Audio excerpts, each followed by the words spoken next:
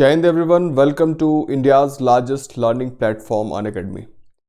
और अभी हम यहाँ पे जानेंगे यूपीएससी सीएससी जीएस को कैसे क्रैक करना है बहुत ही अच्छी तरीके से। लेकिन सबसे पहले क्या इंपॉर्टेंट है, सबसे पहले इंपॉर्टेंट है कि आप जो है इसके लिए सब्सक्रिप्शन ले लें। सब्सक्रिप्शन क्यों लेना ज़रूरी है मैं आपको बताता हूँ।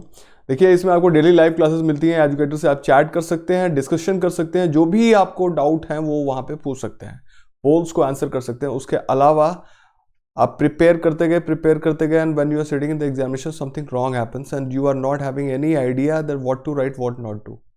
तो उस समय क्या है कि जब आप सब्सक्रिप्शन लेते हैं देन आप लाइव टेस्ट दे पाते हैं, क्विजेस दे पाते हैं, क्विजेस को सॉल्व कर पाते हैं। तो उससे क्या होगा, टाइम टू टाइम आपकी प्रिपरेशन इवेलुएट होती रहेगी। मॉक टेस्ट को आप अबियर कर पाएंगे और आप अपने जो भी परफॉर्मेंस है, जो भी प्रिपरेशन है, उसको एनालाइज कर पाएंगे आप कहाँ कितने किस पानी में है। स्ट्रक्चर्ड कोर्सेज आपको यहाँ पे मिलती हैं। स्ट्रक्चर्ड कोर्सेज कहने का मतलब है कि जो भी सिलेबस है उसके हिसाब से बिल्कुल ही सटीक तरीके से आपको कोर्सेज दी जाएंगी और अनलिमिटेड एक्सेस आपका होता है लाइव वीडियोस का और रिकॉर्डेड कोर्सेज का। तो ये सारी चीज़ें बहुत ही आसान है। बस आपको अपने डिवाइस पे अनअकैडमी लर्निंग ऐप को डाउनलोड करना है अपने गूगल प्ले स्टोर से, और अगर आप एप्पल यूज़ करते हैं तो एप्पल के ऐप स्टोर से वहाँ से डाउनलोड कर सकते हैं। मेरे बारे में, मैं हूँ Yashwant Singh, master of arts English मेरी क्वालिफिकेशन है। एक गवर्नमेंट डिपार्टमेंट में मैं एम्प्लॉयड हूँ। आपको हिस्ट्री पढ़ाऊँगा और आपको हेल्प करूँगा UPSC CSC GS specially the history portion को क्रैक करने के लिए। सब्सक्रिप्शन लेने पे आपको यहाँ पे 100+ टॉप एजुकेटर्स मिलते हैं, जैसे कि यहाँ पे सुदर्शन गुजर साहब आपको मिल जाएंगे, मुरनाल पटेल मिलेंगे, प्रकाश कुमार, मुदित गुप्ता, रोमन सैनी, आयुष सांगी, अमन शर्मा, दीपांशु सिंह और आशीष मलिक। तो ये सभी आपको आप इनके वॉच मिनट्स इनके सामने लिखे हुए हैं, आप यहाँ से पता कर सकते हैं, देख सकते हैं। देखिए, एक कॉम्प्रिहेंसिव सिलेबस है, टोटल 15,519+ कोर्सेज आपको यहाँ पे मिलती हैं। इसमें पॉलिटी, गवर्नेंस एंड आईआर के 330 कोर्सेज मिलते हैं, हिस्ट्री के 323 कोर्सेज मिलते हैं, करंट अफेयर के 287 कोर्सेज मिलते हैं, ज्योग्राफी के 272 कोर्सेज मिलते हैं, ऑप्शनल के 231, इंडियन इकोनॉमी के 174, science and technology 116, environment and ecology 113, practice and strategy 105 और एनसीईआरटी के 99 कोर्सेज मिलते हैं। आर्ट एंड कल्चर के हमको 81 कोर्सेज मिलते हैं। आंसर राइटिंग के भी आपको कोर्सेज मिलेंगे 61 कोर्सेज के करीब में। देखिए, अगर आप प्लस सब्सक्रिप्शन लेते हैं आपको क्या क्या फायदे होंगे।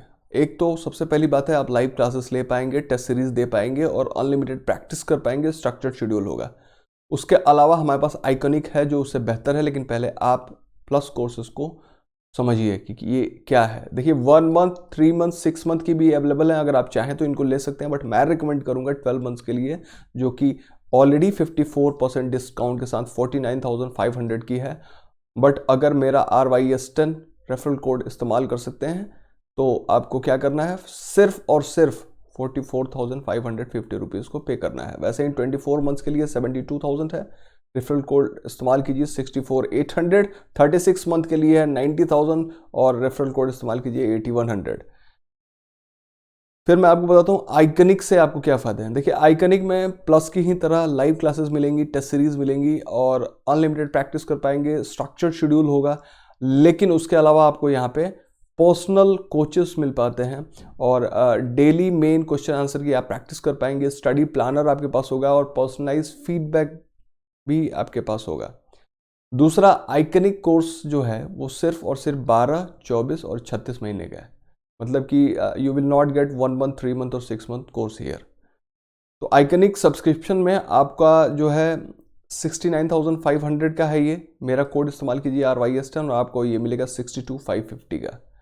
24 मंथ्स का 1,07,000 का है, मेरा कोड इस्तेमाल कीजिए, आपको 96,300 का मिलेगा। 36 मंथ का 141 का है और 1,41,000 का। और 36 मंथ के लिए मेरा कोड इस्तेमाल कीजिए अपने सब्सक्रिप्शन के समय में RYS10 और आपको मिलेगा 126,900 का। वैसे ही ऑप्शनल भी है, आप चाहें तो 1 मंथ का ले सकते हैं, 6 मंथ का ले सकते हैं, लेकिन मैं रिकमेंड करूंगा 12 मंथ के लिए जाएं, जो कि ऑलरेडी 54% डिस्काउंट पे 10% डिस्काउंट उसमें एक्स्ट्रा मिलेगा RYS10 यूज़ करते हैं तो 24,750 का। और वैसे ही 24 मंथ्स के लिए 40 का है, कोड यूज़ कीजिए 36, और 36 मंथ के लिए 50,000 का है, कोड मेरा यूज़ कीजिए 45 का मिलेगा आपको। दूसरी एक चीज़ मैं आपको बताना चाह रहा हूँ अनअकैडमी कॉम्बैट के बारे में, जहाँ पे फोर्टनाइटली कॉन्टेस्ट होने वाला है यूपीएससी डोमेन में। इसमें क्या होगा कि बेस्ट क्वेश्चन आपको मिलेंगे बेस्ट अनअकैडमी एजुकेटर के द्वारा। फरवरी 7, 2021 को ये स्टार्ट होगा, और आपको जो है वो टाइम 11 o'clock इसका रहेगा। इसका डिस्क्रिप्शन बॉक्स में इसका लिंक दिया गया है, फटाफट इसमें इनरोल हो जाइए। इसमें क्या होता है 60 मिनट्स में 60 क्वेश्चन होंगे, 13 कॉम्बैट्स होंगे, 6 सेक्शन से, और रिलेटिव स्कोरिंग होगी। फोर्टनाइटली कंटेस्ट हो गए, मतलब कि अगर इस संडे को हुआ तो अगले संडे को छोड़ के उसके नेक्स्ट वाले को। अगर इसमें आप जीतते हैं, फर्स्ट टू थर्ड आते हैं, तो इसमें क्या होगा 3 मंथ यूपीएससी CSC GS का प्लस सब्सक्रिप्शन मिलेगा। लेकिन अगर 4 to 150 के बीच में अगर आपकी रैंकिंग आती है तो 1000 रुपीज़ का अमेजॉन वाउचर मिलेगा। अब देखिए अनअकैडमी में जो कोर्सेज हैं वो ऑलरेडी 25 जनवरी को स्टार्ट हो चुकी हैं। कौन कौन सी कोर्सेज हैं? अब 2021 के लिए, 2022 के लिए, 2023 के लिए जो भी एस्पिरेंट्स हैं वो नए बैचेस में, अब चाहें तो, वैसे ही आप लेट हो चुके हैं बट आप चाहें तो इसमें इनरोल हो सकते हैं। 6 मंथ्स बैचेस हैं आपके यूपीएससी CSC प्रीलिम्स की, 25 जनवरी से शुरू हो चुकी हैं। बाइलिंगुअल में है, हिंदी में है, इंग्लिश में है। वैसे ही कंप्लीट 1 ईयर का GS बैच कोर्स भी है जो कि यूपीएससी CSC 2022 के लिए है। यहाँ पे आपको बाइलिंगुअल मिलेगा, हिंदी मिलेगा, इंग्लिश मिलेगा। वैसे ही complete 2 years GS batch course भी है यूपीएससी CSC 2023 के लिए। ये आपको बाइलिंगुअल भी मिलेगा, हिंदी मिलेगा, इंग्लिश मिलेगा।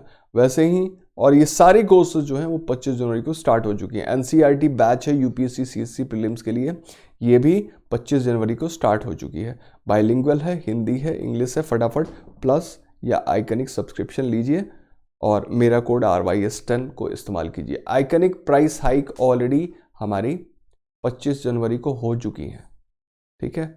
लेकिन फिर भी अगर आप अपने फ्यूचर के प्रति बहुत ही ज़्यादा सजग हैं तो आइकनिक सब्सक्रिप्शन लें, और अगर नहीं, मतलब आपको लगता है, तो फिर आपको प्लस ले सकते हैं अगर उतना अफोर्ड नहीं कर सकते तो। यहाँ पे क्या होगा, पर्सनल कोच मिलेंगे, मेन टेस्ट सीरीज इवैल्यूएशन भी आपकी होती रहेगी। आप डेली लिखेंगे क्वेश्चन आंसर को, स्टडी प्लानर होगा आपके हिसाब से, स्टडी बूस्टर सेशन होगा आपका, हाई इंटेंसिटी वर्कशॉप होगी, डेली आंसर राइटिंग की प्रैक्टिस होगी, और आपका प्रिपरेशन डेली कंटेंट के साथ चलता रहेगा। तो अगर आपने प्लस ले भी रखा है तो इसको आप अपग्रेड कर सकते हैं। प्लस और आइकनिक, प्लस में ऑप्शनल और आइकनिक में आपका सिर्फ GS, और दूसरे साइड में है दोनों ही प्लस। तो ये देखिए 12 मंथ्स का है 88,705 का, 24 मंथ्स का है 131,510 का, और 36 मंथ का है 167,220 का। लेकिन अगर आप दोनों ही प्लस लेते हैं तो 70,103 का है, 24 मंथ्स का 9,680 का है, और 99,680 का। 36 मंथ के लिए 121,200 का है। अब पिछले क्लास में हमने पढ़ा था टेम्पल आर्किटेक्चर के बारे में। टेम्पल आर्किटेक्चर में हमने जाना था कि कैसे पहले शैलकत्रित गुफाएं होती थीं, रॉक कट टेम्पल्स होते थे, फिर उसके बाद से कैसे रथ टाइप के टेम्पल्स आए, उसके बाद कैसे स्ट्रक्चर्ड टेम्पल आए। उसके बाद हमने उसमें जाना था कि टेम्पल के कौन कौन से भाग होते हैं और किस किस जगह पे कौन कौन तरह की मंदिर बनाने की शैलियाँ हैं। उसमें हमने जाना था, एक ब्रीफ हमारे पास आइडिया आ गया था कि उत्तर में जो है नागर शैली है, दक्षिण में द्रविड़ शैली है, और दोनों का मिश्रण जो है वो वेसर शैली है। यहाँ पे हम ये जानने वाले हैं कि उत्तर भारत में, और स्पेशली जहाँ जहाँ पे ये नागर शैली थी, वहाँ पे किस किस तरह की जो है मंदिर वास्तुकला देखने को मिलती है। चलिए, पहला हम बात करेंगे Khajuraho school of temple architecture के बारे में। देखिए, खजुराहो को चंदेल शासकों ने बसाया था, और ये चंदेल शासक जो थे वो ऐसा माना जाता है कि प्रतिहारों के सब्सिडियरी थे, ठीक है। बाद में लगभग 1002 AD के आसपास ये प्रतिहारों से स्वतंत्र हो गए थे, और ये काफ़ी ज़्यादा, मतलब आप पाएंगे कि ये बहुत ही कला प्रेमी थे। तो खजुराहो जो है वो आपको कहाँ पे है, यहाँ पे अगर आप जाते हैं, कौन सी जगह है, आप कमेंट करके बता सकते हैं कि कौन सी जगह है यहाँ पे। ओके, मध्य प्रदेश में ये है। फिर हम देखेंगे कि इसमें बहुत ही प्रोजेक्ट करते हुए बाहर की तरफ निकले हुए बालकनी और बरामदे आपको देखने को मिलते हैं। दूसरी, यहाँ की जो आपको मूर्तियां मिलेंगी वो काफ़ी ज़्यादा कामुक मूर्तियां मिलेंगी। बहुत ही एक्सटेंसिव एरोटिक स्कल्पचर्स आपको मिलेंगे। एक्सटेंसिव एरोटिक स्कल्पचर्स कहने का मतलब है, कामुक मूर्तियां कहने का मतलब है कि इसमें आपको मेल फीमेल का समागम करते हुए यहाँ पे अधिकतर मूर्तियां आपको मिल जाएंगी, न्यूड पिक्चर्स मिलेंगी। दूसरी, ये जो आप पाएंगे Khajuraho school of temple architecture है, खजुराहो शैली की जो मंदिर वास्तुकला है उसमें की जो विशेष बात है, इसमें कई सारे शिखर आपको देखने को मिलते हैं। देखिए, 1 है, 2, 3, 4, ठीक है। तो ये कई सारे शिखर आपको देखने को मिलते हैं, 1, 2 मतलब। और ये शिखर किस तरह के हैं? पंचायतन शैली के हैं। मतलब एक मुख्य मंदिर है और बाकी जो है उसके चारों तरफ 1, 2 और 3 और 4, ये 4 आपको मिलेंगे। तो 4 श्राइनों को मिला के हमने जाना था कि पंचायतन शैली होती है। फिर हम जानेंगे कि इसके जो वाल हैं वो काफ़ी बेहतर जटिल तरीके से उनको डेकोरेट किया गया है, सजाया गया है। और इन दीवालों के ऊपर ही ये जो कामुक मूर्तियां लगी हुई हैं, ठीक है, वो आपको देखने को मिलता है। और इसकी खास बात क्या है? देखिए, ये आप इसको पाएंगे कि किस पत्थर से बना है। तो मैं आपको कहूँगा कि ये हमारे सैंडस्टोन से बने हुए हैं, मतलब कि बलुआ पत्थर से बने हुए हैं। इसमें क्या है? गर्भगृह है। गर्भगृह आप जानते हैं कि शिखर, मैंने बताया कि पंचायतन शिखर शैली के बने हुए हैं, मतलब कि इसमें कई सारे शिखर होंगे। तो इसमें जो सबसे ऊंचा शिखर होगा उसके नीचे, ठीक नीचे गर्भगृह होगा, जहां पे मेन डाइटी की हमको मूर्ति देखने को मिलती है। तो यहाँ पे गर्भगृह मिलता है आपको, मंडप मिलते हैं और अर्ध मंडप मिलते हैं। मैंने बताया था कि एंट्रेंस जो होता है और उसके बाद जो हॉल होता है और उसमें कॉलम इस टाइप के वाले पोर्टिको या फिर आप कह सकते हैं पोर्स टाइप के स्ट्रक्चर होते हैं, उसको हम कहते हैं मंडप। और जो उससे छोटा वाला, जो पहले हो गया और छोटा हुआ, उसको हम कहते हैं अर्ध मंडप।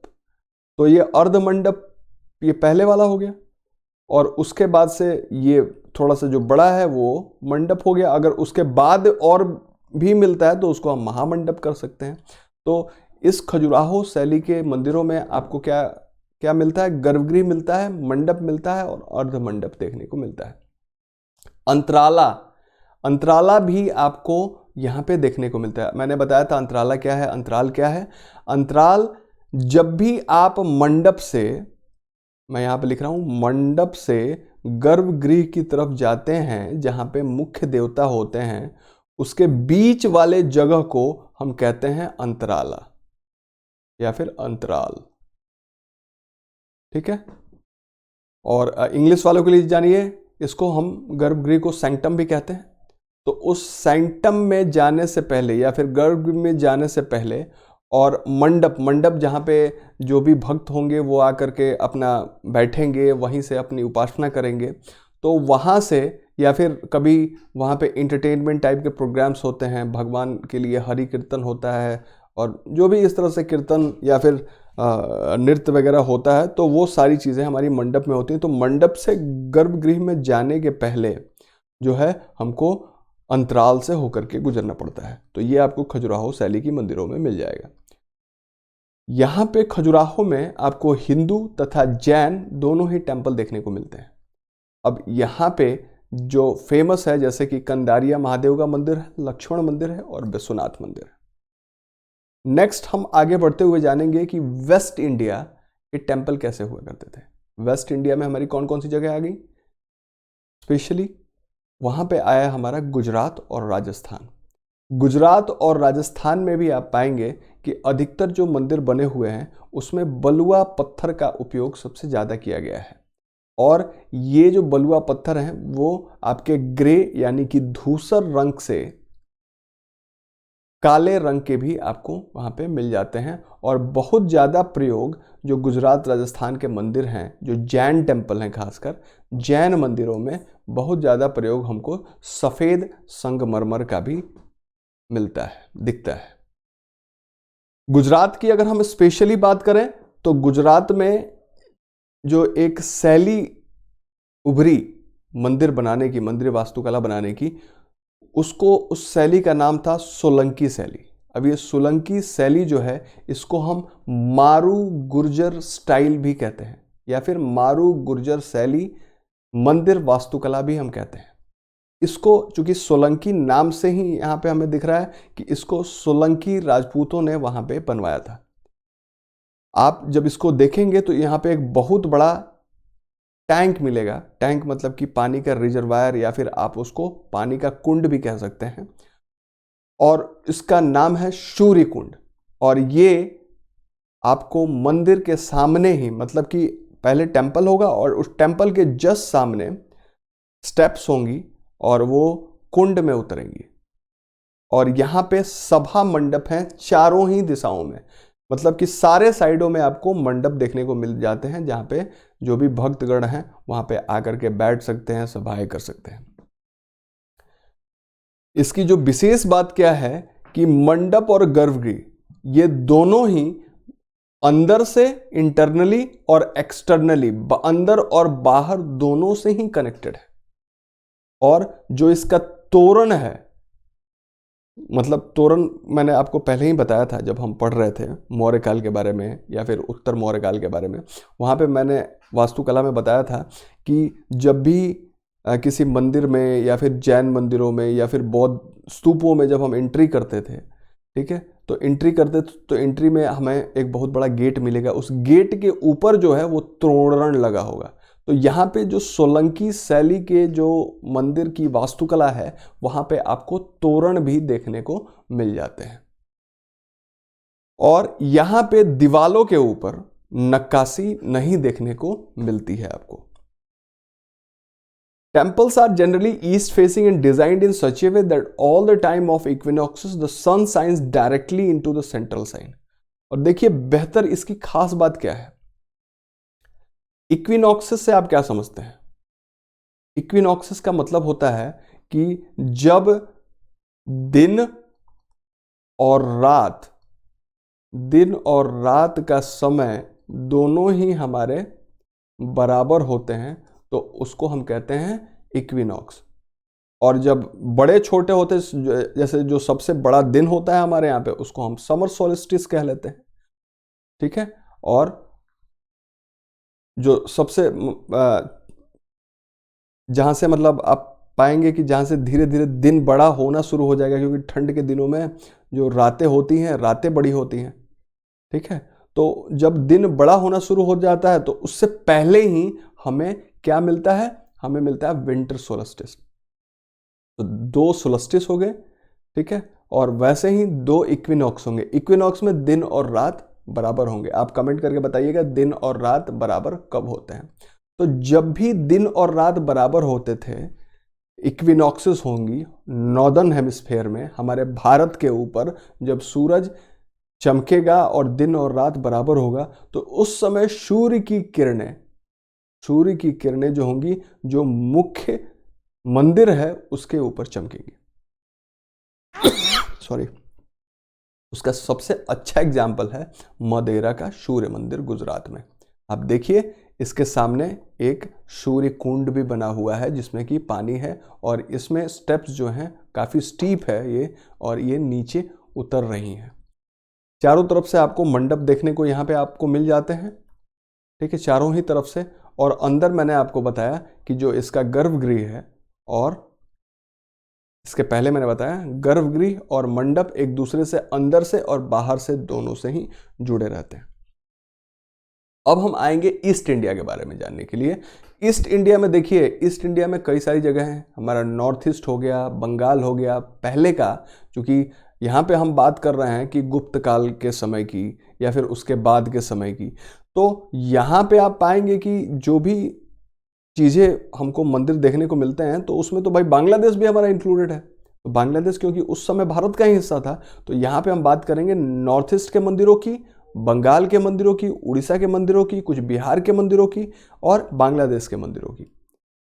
इसमें यहाँ जो आपको ईस्ट इंडिया या फिर पूर्वी भारत शैली की जो मंदिर वास्तुकला है, वहाँ पे जो मुख्य कंस्ट्रक्शन मटेरियल या फिर मुख्य सामग्री का प्रयोग होता था मंदिर को बनाने के लिए, वो होती थी टेराकोटा।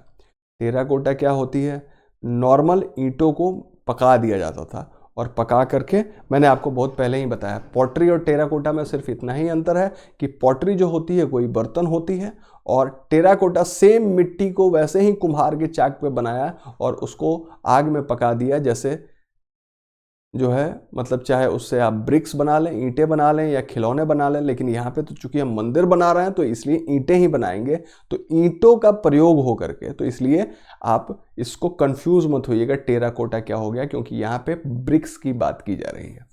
ठीक है, तो आपको जो भी पूर्वी भारत में जो पुराने समय के टेम्पल आर्किटेक्चर देखने को मिलते हैं, चाहे वो नॉर्थ ईस्ट हो, बंगाल हो, उड़ीसा हो, और उस समय का चूंकि बिहार जो था वो भी बंगाल का ही हिस्सा था, या फिर हमारा आपको ये वाला हिस्सा हो गया, बांग्लादेश वाला हो गया, तो ये सारे जो हैं वो हमको ब्रिक्स से बने हुए मिलते हैं, टेराकोटा से बने हुए मिलते हैं। एग्जाम्पल हम देखते हैं उड़ीसा शैली के मंदिर वास्तुकला की। देखिए, ground plan is almost square but in upper reaches structure become circular in the crowning mastaka and the spire appears cylindrical. आप पाएंगे कि जो नीचे वाला हिस्सा है, नीचे वाले इसको बनाने की वास्तुकला है, ये देखिए ये है हमारा सन टेम्पल कोणार्क का। ठीक है, तो नीचे वाला आप हिस्सा आप पाएंगे, नीचे वाला हिस्सा वो आपको स्क्वायर मिलेगा, लेकिन जैसे जैसे ये ऊपर होते जाएंगे धीरे धीरे धीरे धीरे सर्कुलर होते जा रहे हैं, सर्कुलर होते जाएंगे, और उसके बाद से ये सिलेंडर की तरफ मतलब बेलनाकार होकर के ऊपर मस्तक की तरफ ये पहुंचते हैं। Bare interior walls and lavishly decorated exterior walls. जो आप इसके अंदर जाते हैं जो मंदिर के, तब जो इंटीरियर वॉल्स हैं उस पे कोई चित्रकारी, कोई नक्काशी आपको देखने को नहीं मिलती है, लेकिन बाहर की दीवारों पे काफी अच्छी तरह से नक्काशी, चित्रकारी आपको देखने को मिलती है। और इनमें बाउंड्री वॉल्स भी होते हैं, मतलब जैसे मंदिरों के चारों तरफ से घेराबंदी भी आपको की हुई यहां पे देखने को मिल जाती है। Porches are without pillar and use of iron girders to support the roof. अब देखिए कि यहां पे आपको पोर्चेस तो मिलेंगी, पोर्च मैंने आपको पोर्च बताया था या फिर मंडप बताया था, मंडप जो पोर्ट्रिको टाइप का स्ट्रक्चर होता है, आगे की तरफ निकला होता है, जो कि एंट्रेंस होता है, और वहाँ से लोग जब एंटर करते हैं तो एंटर करने के बाद वहाँ पे बैठ सकते हैं, या फिर कोई भी ऐसे इंटरटेनमेंट या फिर भगवान को खुश करने के लिए वहाँ पे नृत्य वगैरह इस तरह की चीज़ें होती हैं, तो इसी मंडप में ही होती थी। तो इस मंडप में क्या होता था, पीलर नहीं होता था, और तो फिर ये सपोर्ट कैसा करेगा, इसको आग टाइप का बना दिया और आयरन गर्डर मतलब लोहे के बड़े बड़े गर्डर, बीम वगैरह लगा दिए ताकि छत जो है टिकी रहे। आपको सबसे अच्छा एग्जाम्पल आपको देखने को मिलता है यहाँ पे सन टेम्पल कोणार्क और जगन्नाथ टेम्पल का। यह है हमारा जगन्नाथ टेम्पल। ठीक है, फिर हम जानेंगे Pala and Sena school of temple architecture. देखिए, कहा जाता है कि बंगाल के ऊपर पाल और सेन दोनों ही शासकों ने राज किया था। बंगाल, बिहार के ऊपर इनका राज जो है लगभग 9th से लेके 11th सेंचुरी एडी तक आपको मिलता है। और इस तरह से जो पाल और सेन शैली की मंदिर वास्तुकला है वो हमें बिहार में, बंगाल में, दोनों ही जगहों पे देखने को मिलती है। अब देखिए, जो पाल लोग थे वो ज़्यादातर बुद्धिस्ट जो मठ होते थे, बुद्धिस्ट मंदिर होते थे, उनका संरक्षण दिया करते थे, जबकि सेन जो होते थे वो हिंदू मंदिरों या फिर हिंदू धर्म को संरक्षण दिया करते थे। बट जब भी ये दोनों आमने सामने होते थे तो हमेशा से ही दोनों ही रिलीजन को ये बराबर मतलब टॉलरेंस था, उसके प्रति सहिष्णुता को ये दिखाते थे। हम देखेंगे कि पाल तथा सेन शैली के जो मंदिर वास्तुकला है उसके मुख्य विशेषताएं क्या क्या हैं। तो इन मुख्य विशेषताओं में हमको एक tall curving shikhara crowned by large amalaka. हमको एक मिलता है, जैसे मैंने आपको बताया था कि जो भी मंदिर बनेगा उसका शिखर मतलब कि मेन हमारा गर्भगृह हो गया, गर्भगृह। अब इस गर्भगृह के ऊपर जहां पे कि मेन डायटी निवास करेंगे, इस गर्भगृह के ऊपर जो भी हमको शिखर मिलता था बड़ा सा, ठीक है। अब इस शिखर के ऊपर मैंने बताया था एक डिस्क टाइप की आकृति होती थी जिसको कि हम अमलक कहते थे। तो यहां पे हमको बहुत ही मतलब जो शिखर होगा वो कर्व टाइप का होगा, कर्व टाइप का होगा, और इसके ऊपर बहुत बड़ा ये जो चक्री होगी, अमलक बहुत बड़ा सा होगा, और अमलक के ऊपर होता है कलश, और कलश के ऊपर कहीं कहीं होता है ध्वज, ठीक है। तो ये अमलक हो गया, ये कलश हो गया। तो ये जो अमलक होगा बहुत ही बड़ा होगा। इसकी जो छतें होती थी वो स्लोप लिए हुए होती थी, मतलब नीचे की तरह ढलान वाली इसकी छतें होती थी, जिसको कि हम बंगाल छत कहते थे। और यहाँ पे भी टेराकोटा ब्रिक्स का ही प्रयोग होता था।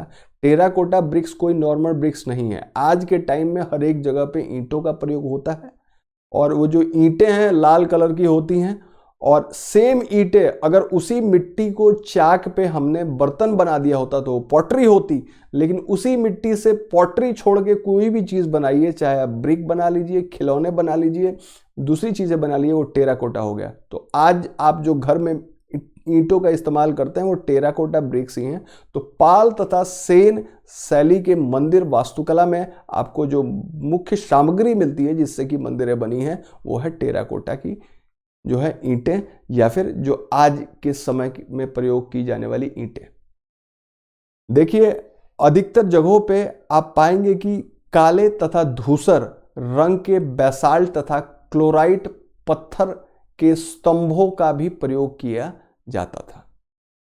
और इसके जो मतलब इसमें आर्क भी बने होते थे। आर्क बोलते हैं इस तरह से घुमावदार, मतलब एंट्रेंस के ऊपर या फिर अंदर साइड में, तो आर्क भी बने हुए थे। जो इसके दीवार होते थे उन पे बहुत ही जटिल नक्काशीदार मूर्तियां या फिर शिल्प बने होते थे। इसका एग्जाम्पल आपको देखने को यहाँ पे मिलता है। ये पहला है जिसको हम कहते हैं सिद्धेश्वर महादेव टेम्पल बराकर में।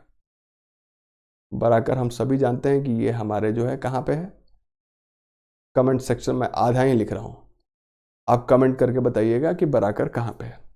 दूसरा हमको जो देखने को मिलता है वो है सोमपुरा महावीर। सोमपुरा महावीर जो है वो आज बांग्लादेश में है और नौगांव डिस्ट्रिक्ट में है, ठीक है।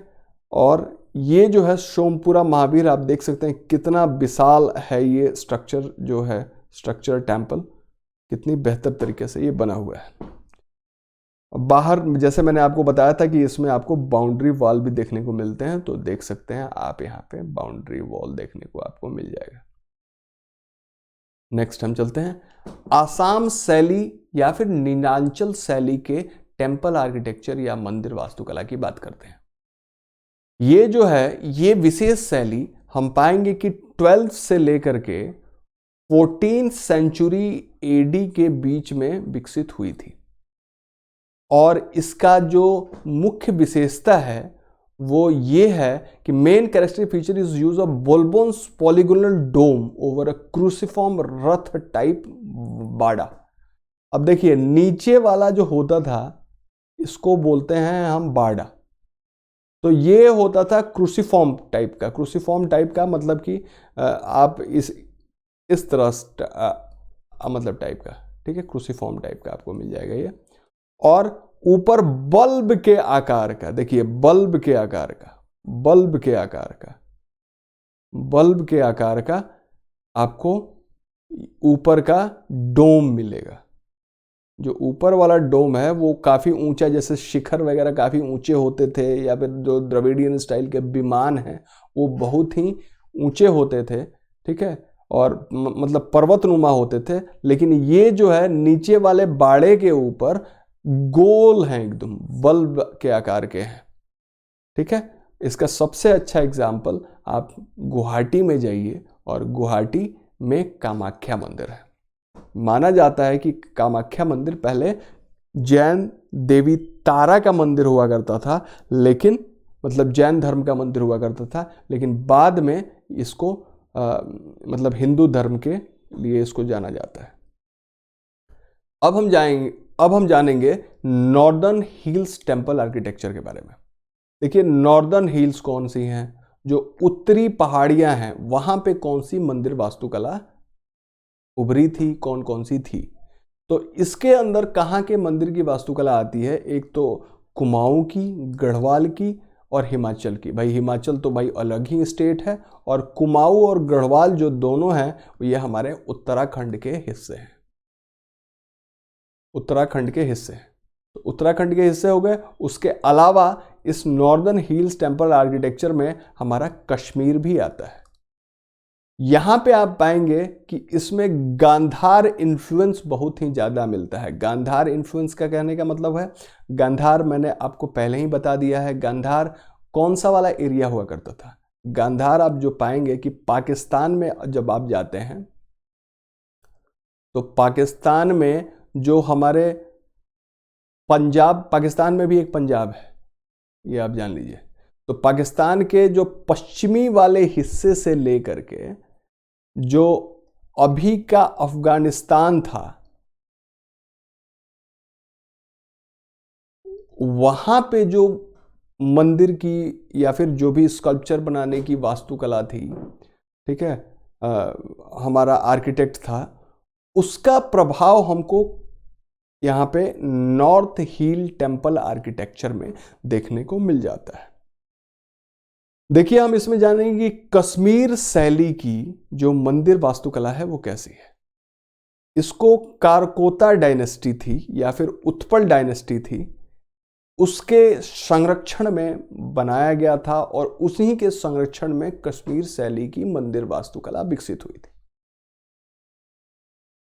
आप इसमें देखेंगे कि इसमें जो स्टोन लगे हैं या फिर वुड लगे हैं, स्टोन या वुड, आपको पता है कि जब आप कश्मीर जाते हैं तो वहाँ पे आपको ये सब चीड़, देवदार, इन सब के पेड़ बहुत ही अच्छे से मिलते हैं, जो कि घर में मटेरियल्स की तरह, सामग्रियों की तरह प्रयोग किए जाते हैं घर बनाने में, या तो हो सकता है मंदिर बनाने में इनका प्रयोग किया जाता होगा। तो यहाँ पे चूंकि लकड़ियाँ जो लगी हैं या फिर जो भी चट्टानें लगी हैं, उनमें बहुत ही अच्छी तरह से उनके ऊपर नक्काशी की गई है।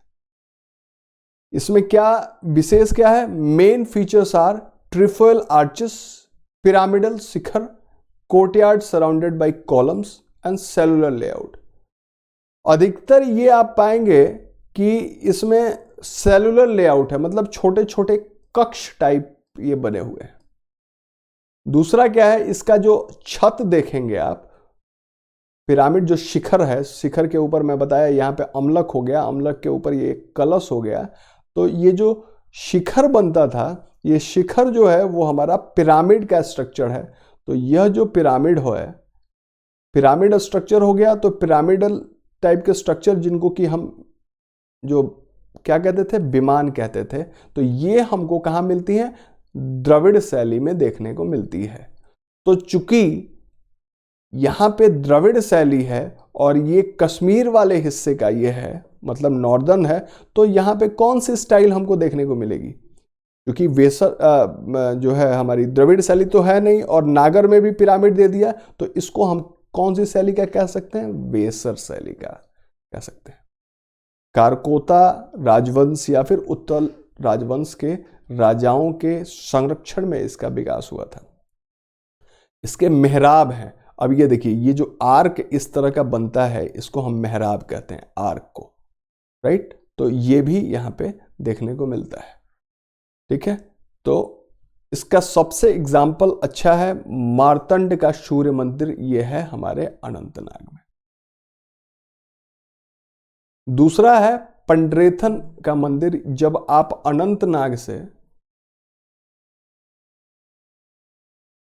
पहलगाम की तरफ जाते हैं तो बीच में आपको ये पंड्रेथन का मंदिर देखने को मिलता है। तो ये हो गई हमारी कश्मीर शैली की मंदिर वास्तुकला। मैंने बताया कि पिरामिड शिखर या फिर विमान की आकृति होने की वजह से इसको हम कह सकते हैं कि ये वेसर शैली का है, मतलब कि नॉर्थ और साउथ दोनों का मिश्रण है। तो यहाँ तक हमने पूरी तरीके से जान लिया कि भाई ये किस तरह की मंदिर वास्तुकला यहाँ पे हमारे वेस्ट में, हमारे नॉर्थ में और हमारे ईस्ट में थी। अब इसके बाद जो हम पढ़ने वाले हैं वो हम पढ़ेंगे कि दक्षिण भारत में और साउथ इंडिया में किस तरह की मंदिर वास्तुकला हुआ करती थी। आप टेलीग्राम पे जाइए, unacademy_यशवंत, मैं ई लिखता हूँ, YESHWANT, यशवंत_सिंह। आप सर्च कीजिए, मेरा टेलीग्राम चैनल है, वहाँ पे आप सब्सक्राइब कीजिए और वहाँ पे ये सारी चीज़ें आपको देखने को मिल जाएंगी। जो भी वीडियोस हैं उनके भी लिंक मैं वहाँ पे डाल दिया करता हूँ। बेहतर होगा कि आप प्लस और आइकनिक सब्सक्रिप्शन ले लें, मेरे कोड RYS10 का प्रयोग कीजिए और 10% डिस्काउंट आपको मिलेगा। तो अगर आप तैयार हैं then let's crack it, UPSC CSC। इस वीडियो को आप लाइक कीजिए, शेयर कीजिए और सब्सक्राइब कीजिए, बेल आइकॉन को दबाना ना भूलें। थैंक्स, जय हिंद।